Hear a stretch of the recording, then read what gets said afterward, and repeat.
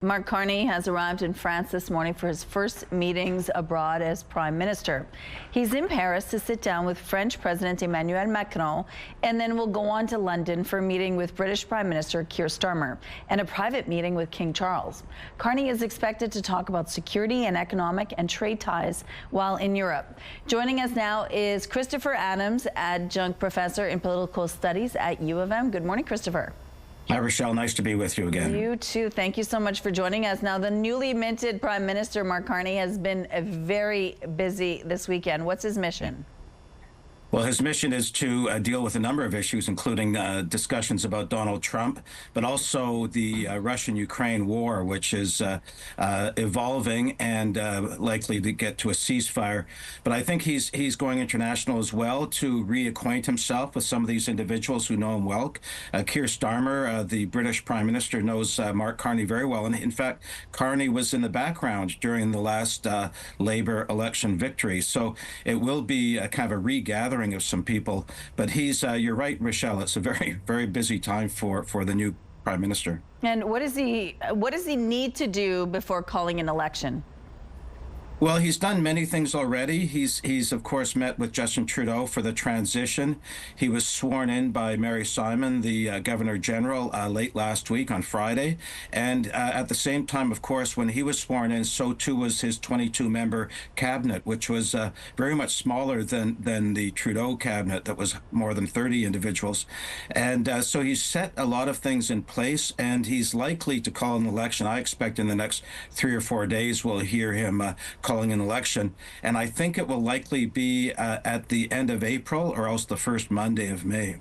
And so if he does call an election, who controls decision-making during that time as the campaigning begins? Well, that's the odd situation, Rochelle, is usually the government goes into some form of dormancy during an election, but right now there are many things on his plate.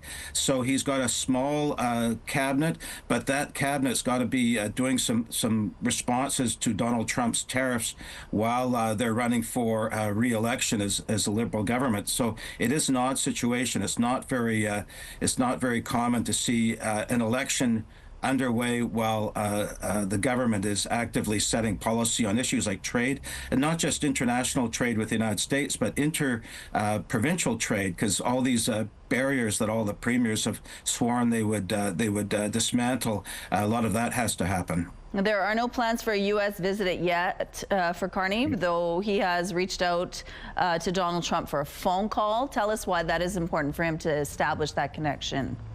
Well, I think just to be familiar with each other. They have met before at international meetings during Donald Trump's first term, and so to keep the conversation going, it's not as if people haven't been going down to the White House.